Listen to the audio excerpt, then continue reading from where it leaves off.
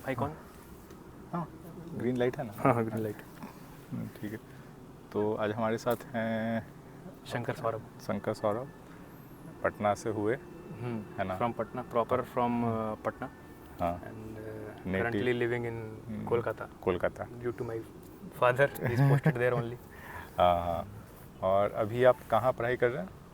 Currently मैं तो अभी IIT खड़गपुर में हूँ, एमटेक कर रहा हूँ, फर्स्ट ईयर कंप्लीट हो गया है, बोल सकते हैं, रिजल्ट आ रहा है, बट पास हो जाऊँगा। अब बिल्कुल हाँ, जब वहाँ तक पहुँच गए तो उसके आगे पहुँच जाएंगे वहाँ तो कोई। हाँ, बस रिजल्ट आने ही वाला है आजकल में, तो उसका भी साथ में बात कर लेंगे बात। पास तो हो ही जाऊँगा, बट हाँ तो बिल्कुल। सेकंड ईयर अब शुरू होगा। अभी वैसे हमारा क्या होता है कि फर्स्ट ईयर के बाद हमारा इंटर्नशिप कंपलसरी है, वो उसके क्रेडिट्स जुड़ते हैं।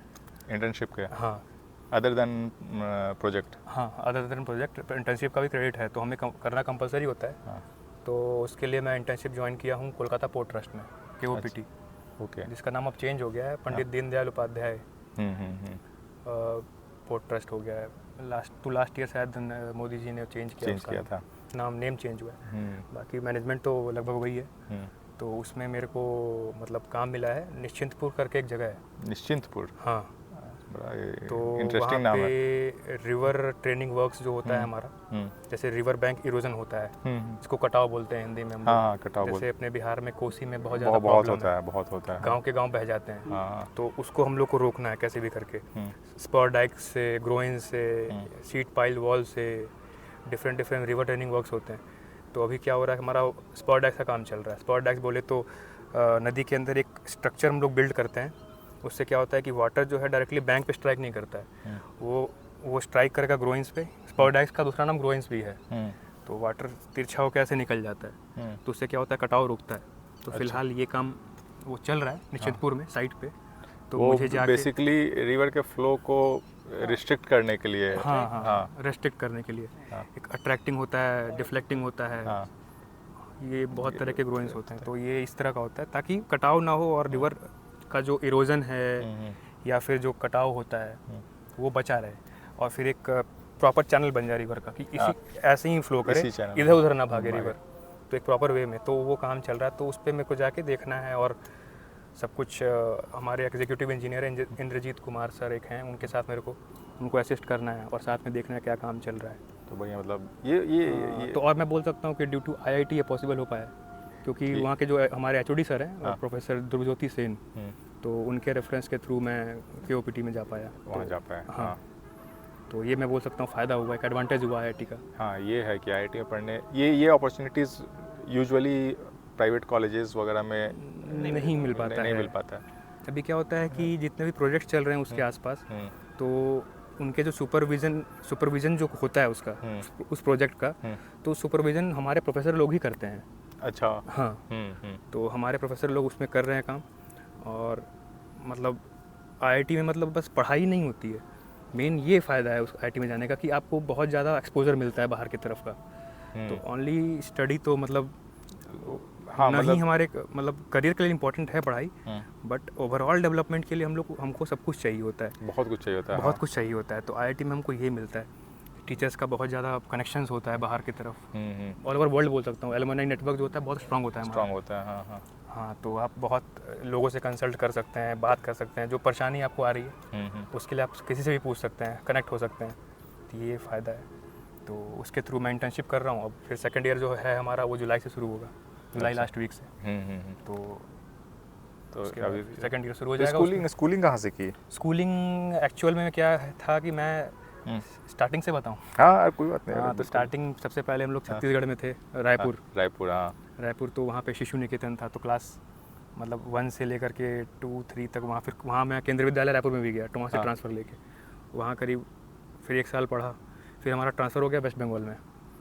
में क्योंकि पापा CRPF में, RPF में रेलवे प्रोटेक्शन फोर्स, तो उनका ट्रांसफ़र हर 2.5 साल 3 साल पे होता रहता है। तो हाँ, तो उसके बाद फिर हम लोग बंगाल आ गए, साउथ ईस्टर्न रेलवे। हाँ, तो यहाँ पे आद्रा बोल के एक जगह है, तो वहाँ केंद्रीय विद्यालय में मेरा मोस्टली जो स्टडी हुआ है वो केंद्रीय विद्यालय में ही हुआ है, केवीज में ही हुआ है। केवीज में हुआ है, क्योंकि केवीज में क्या होता है कि जो ट्रांसफरेबल जॉब वाले एम्प्लॉयज़ होते हैं, उनको प्रेफरेंस दी जाती है, प्रेफरेंस दी जाती है, और अच्छा भी होता है हमारे लिए कि मतलब ट्रांसफ़र हो रहा है तो हमें परेशानियाँ नहीं होती है। कहीं भी जाके एडमिशन के लिए खोजना नहीं है स्कूल की, यहाँ लेना वहाँ लेना, तो वहाँ चले जाओ। तो फिर आद्रा आ गए हम लोग। आद्रा एक जगह है वेस्ट बंगाल में, साउथ ईस्टर्न रेलवे के अंदर आता है, एक डिवीज़न है वो।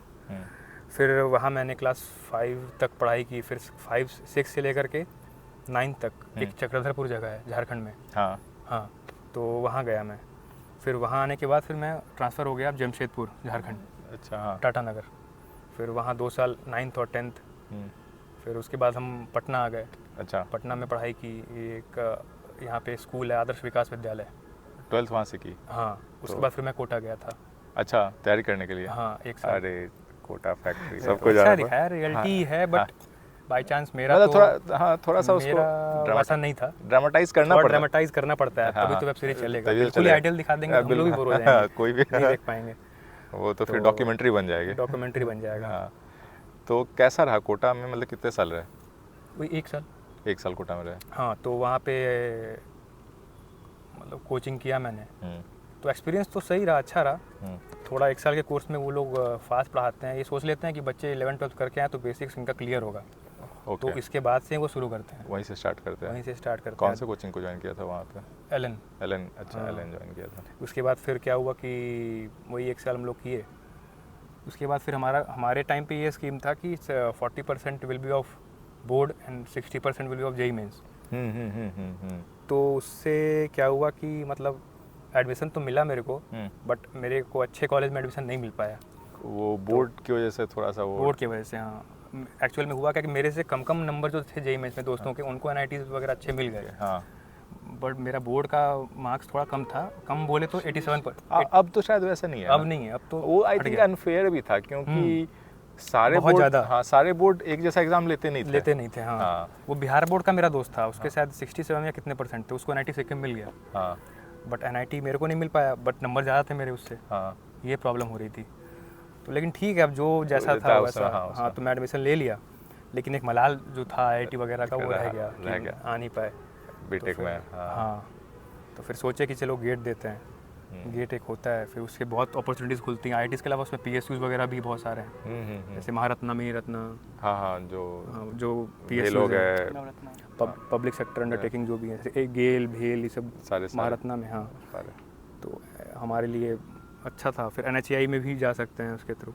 तो एनएचएआई भी गेट के थ्रू लेते थे। अभी क्या हो रहा है कि वो ईएससी के थ्रू ले रहे हैं, इंजीनियरिंग सर्विस एग्जामिनेशन जो होता है यूपीएससी का। हाँ, तो उसके थ्रू ले रहे हैं। वो उनको ले रहे हैं जो क्वालिफाइड नहीं हो पाया ईएससी में, बट जो इंटरव्यू तक गए हैं, जो डोलपुर हाउस दिल्ली तक इंटरव्यू देने जाते हैं, उनमें भी क्वालिटीज़ हैं। और सही बात है, जो इंटरव्यू तक पहुंच रहे हैं तो नहीं, बहुत मेरे को ऐसा लगता है कि ये होना भी चाहिए। टैलेंट ड्रेन बोलेंगे इसको। मतलब इंटरव्यू तक गए हुए बच्चे फिर से कोचिंग करते हैं, फिर से बैठे रहते हैं, उनमें इतना टैलेंट है, तो उसको यूज़ कर रही है सरकार, वो अच्छा की है, तो उसको एनएचएआई के थ्रू ले रही है। हाँ, नहीं, ये तो अच्छा स्टेप है। हाँ, तो ये अच्छा स्टेप लगा मेरे को कि अगर मेंस क्वालिफाई कर रहे हैं तो हमें कुछ तो मिले, इतना मेहनत करके वहाँ तक पहुँचे, तो उनको मिल रहा है एनएचएआई।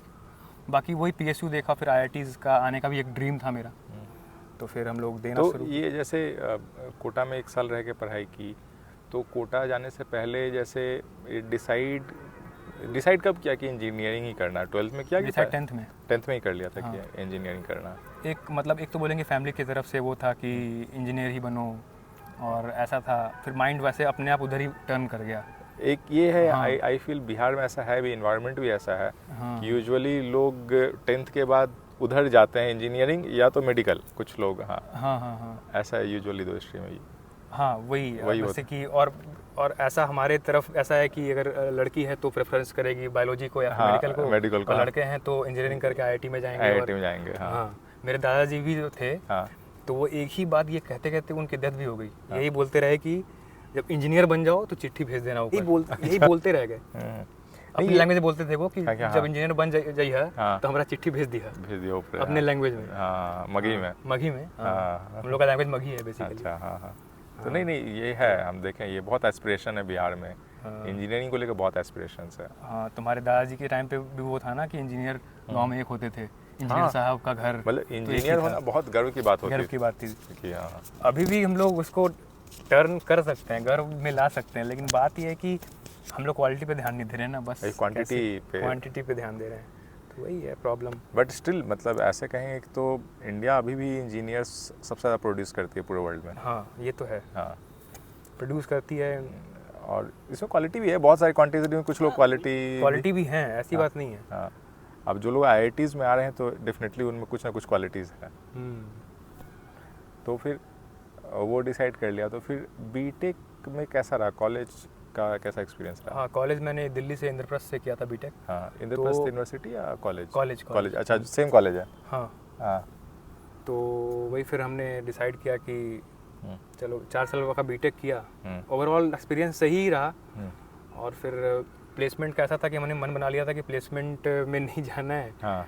अब वो डिसीजन सही था या गलत मैं तो उतना नहीं बोल सकता, बट ये मेरा मन था कि एक तैयारी करते हैं हम लोग गवर्नमेंट एग्जाम्स की। सिविल में आए हैं तो गवर्नमेंट एग्जाम की तैयारी करते हैं। तो हम प्लेसमेंट की तरफ गए ही नहीं, झुकाव ही नहीं था। अब हुआ नहीं हुआ, हमारे दोस्तों का हुआ, हमारे कॉलेज से प्लेसमेंट हुए सिविल में। तो कोई मैप माई इंडिया करके कंपनी है, वहाँ पे कुछ लोग गए, कुछ लोग TCS में भी गए, नॉन कोड में बहुत लोग गए, इन्फोसिस में गए। नॉन कोड में ही जाते हैं, IT में सबसे ज़्यादा जॉब्स है। और इन्फोसिस में मैं बताऊँ कि इन्फोसिस में मैं भी इंटरव्यू तक पहुँचा था। हाँ। हुआ क्या कि वो लोग पहले एप्टीट्यूड का टेस्ट लेते हैं। तो एप्टी पार्ट मेरा जो है वो स्ट्रांग है। हाँ। तो गेट में भी मेरा एप्टी में ही फुल नंबर आता है, 15 आउट ऑफ 15 हर साल आता है पूरा एकदम बिल्कुल। तो एप्टी के थ्रू मेरा हो गया। मतलब टोटल 8 लोगों का हुआ था हमारे पूरे बैच से, जितने लोग इन्फोसिस का एग्जाम दिए थे। तो 8 लोग का हुआ था, उसमें एक मैं था। तो सब पहले ही भाई बधाई हो तेरा हो गया। भाई रुक जा यार, सांस लेने दे भाई, हो तो जाए पहले। तो फिर हम लोग गए। जब फिर क्या हुआ कि कुछ लोगों का स्काइप के थ्रू हो रहा था, अच्छा, ऑनलाइन, और कुछ लोग का ऑफलाइन वहाँ पे आए हुए थे, इंटरव्यूअर्स आए हुए थे इन्फोसिस के थ्रू ही। तो क्या टेक्निकल राउंड था?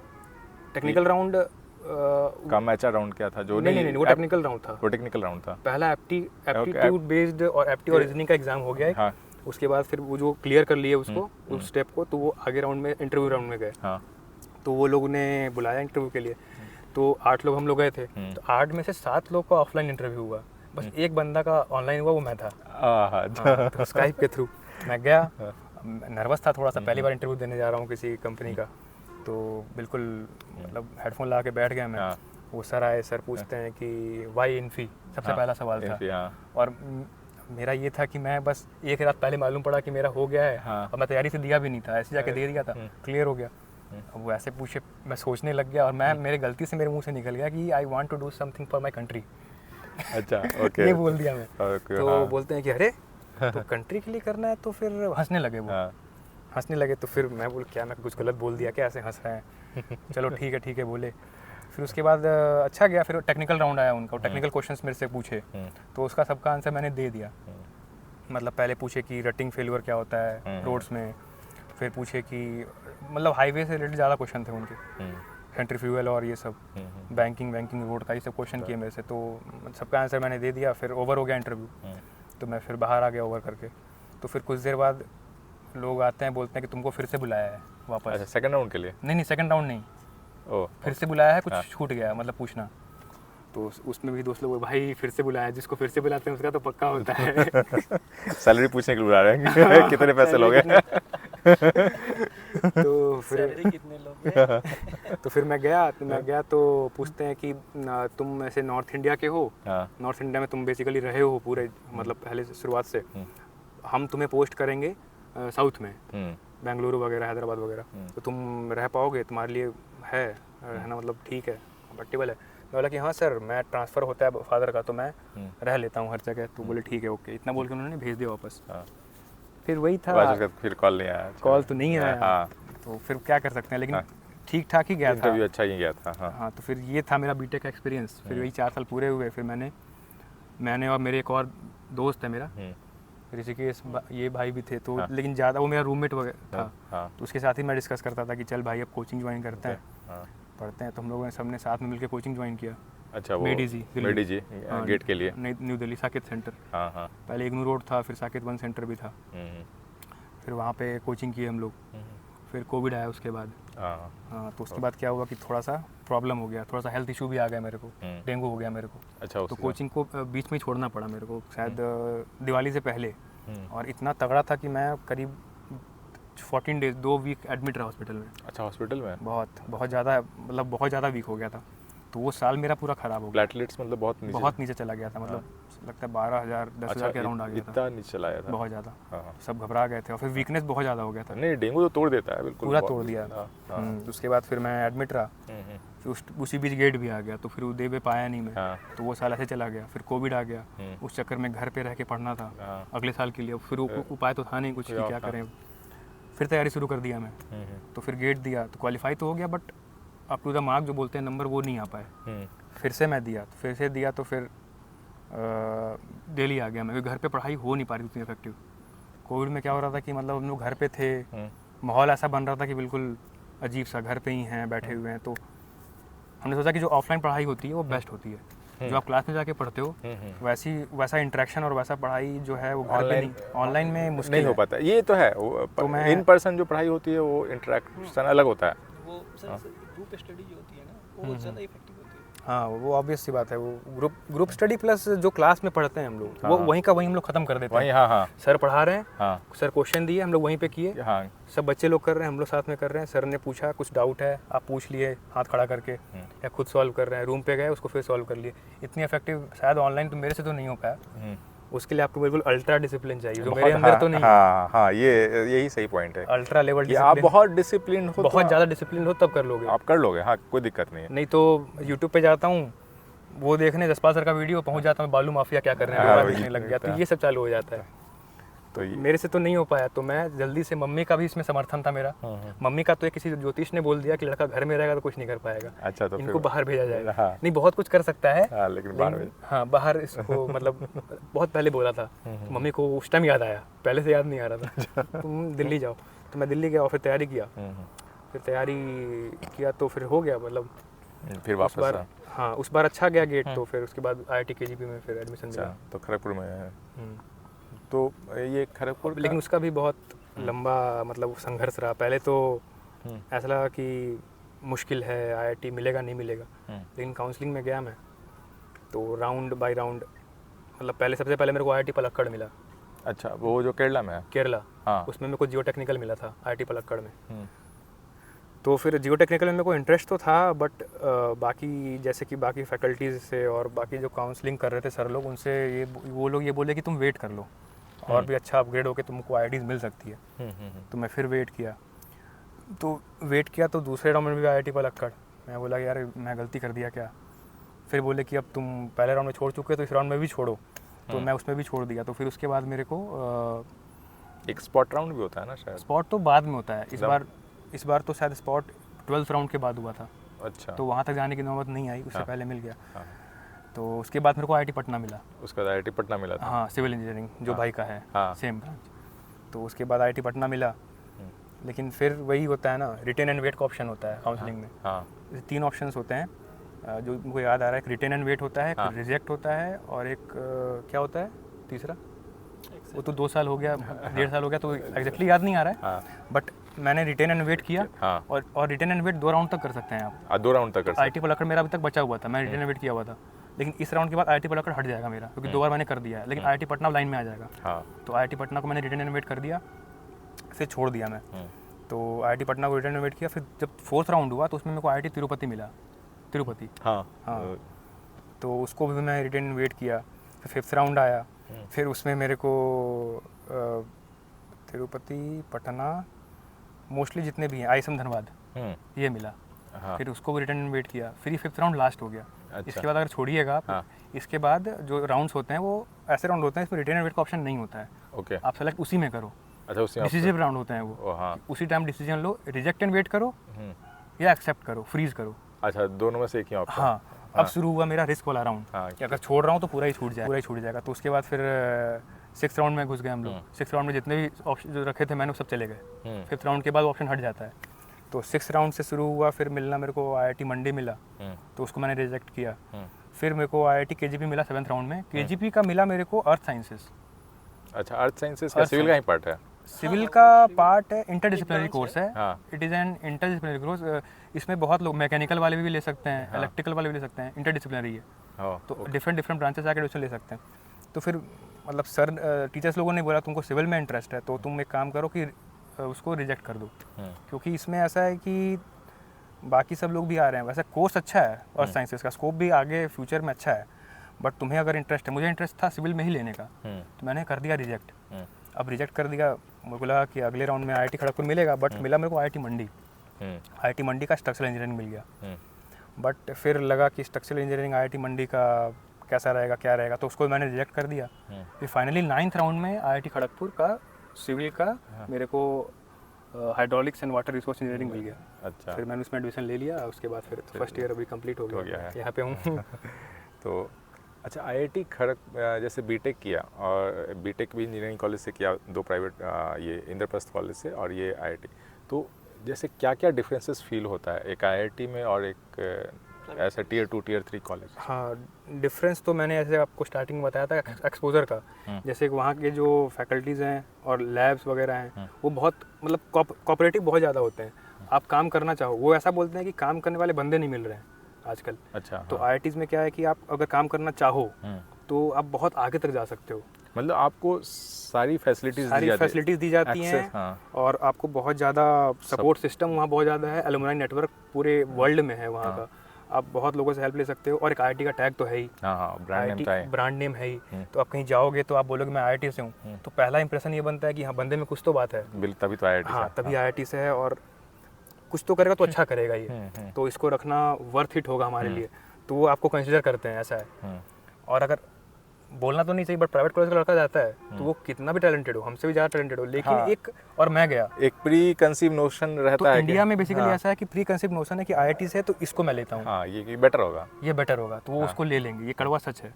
हाँ, मतलब वो कि अगर टेस्ट ना ले, वो अगर टेस्ट ले, टेस्ट के बेसिस पे ले रहे हैं, तो वो बोलेंगे वो अच्छा कर जाए तो उसको ले लेंगे। बट अगर आप ऐसे ही ले जा रहे हो किसी को, बोल रहे हो मैं IIT का हूँ और ये ऑर्डिनरी कॉलेज का, तो IIT को लेंगे, ये फैक्ट है। टैग का वो होगा, बिल्कुल है, बिल्कुल। और दूसरा, अगर आप काम करना चाहते हैं तो IIT is the best place. आपको लैब्स मिल रही है, हर तरह का आपको डेटा मिल रहा है वहाँ पे, और भी लोग जो पहले करके गए हैं उनका डेटा देखने को मिल रहा है आपको, वो क्या किए हैं, उसको मैं काम और आगे बढ़ा सकता हूँ। फिर वहाँ पे प्रोजेक्ट्स लेते हैं, जैसे कि मेरे सर HOD सर के अंदर भी बहुत सारे प्रोजेक्ट चल रहे हैं, और भी बाकी सर हैं तो उनके अंदर भी बहुत सारे काम चल रहे हैं, रिवर ट्रेनिंग वर्क चल रहा है। तो मतलब प्रोजेक्ट कर सकते हैं। गवर्नमेंट के प्रोजेक्ट्स रहते हैं कि प्राइवेट? नहीं, गवर्नमेंट का रहता है। मैं जैसे कि मैं जहाँ इंटर्नशिप कर रहा हूँ कोलकाता पोर्ट ट्रस्ट में, तो उनके सुपरवाइज़र हमारे सर लोग हैं, मोहम्मद साउद अफजल सर हैं, प्रोफेसर, और उनके भी जो PhD वाले हैं वो लोग भी जाके सुपरवाइज़ करते हैं। तो ये सारा काम मतलब IIT खड़गपुर के थ्रू ही होता है। कोई भी बाकी बाहर से भी, जैसे कि कोई ब्रिज बन रहा है तो फिर उसका मतलब जो ओवरऑल वो है ड्राइंग जो पास होता है, या फिर टेक्निकल स्पेसिफिकेशंस होता है, TS बोलते हैं जिसको, वो TS फाइनली हम लोग का लैब ही देखता है कि हाँ ये ठीक है, बार के बीच का जो वो होता है गैप वो सही है, कितना कितना mm का बार है वो सही है, ये गैपिंग सही है, डिज़ाइन सही है, वो लैब अप्रूव करता है हमारा IIT का। तो एक वैल्यू है, ये होता है। ऐसे कॉलेज तो बहुत सारे हैं, बट आता IIT में है, क्योंकि उनको भी पता है कि यहाँ जो लोग हैं ये दे आर मोर क्वालिफाइड, और हैं एक्चुअली जो प्रोफेसर हैं ना वो बहुत ज़्यादा मतलब क्वालिफाइड हैं। जैसे हमारे एक सर हैं प्रोफेसर राजीव माइती सर, तो वो मतलब बहुत ही ज़्यादा क्वालिफाइड हैं। वो बाहर से मतलब मोस्टली तो सारे के सारे ही बाहर से ही पढ़ के आते हैं। PhD तो बाहर से ही होता है मोस्टली, जर्मनी से है उनका PhD, तो हाँ, तो मोस्टली बाहर के ही हैं, और हाँ बहुत ज़्यादा क्वालिफाइड हैं सारे के सारे।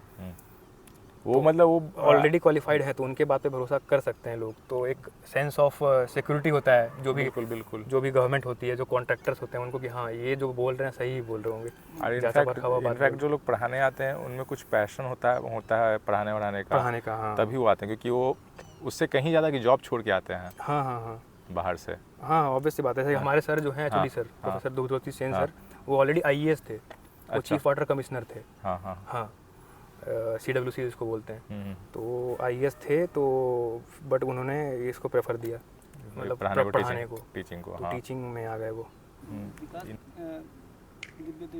दिव्य कीर्ति सर, वो दृष्टि IAS। हाँ, तो वो भी पहले IAS थे, तो उनका एक इंटरव्यू में उन्होंने सेम चीज़ कहा है, लाइफ में अगर कोई सबसे अच्छा चीज़ है तो वो है पढ़ाना। जो फीलिंग जो चीज़ पढ़ाने में है वो मतलब दूसरे जो फीलिंग में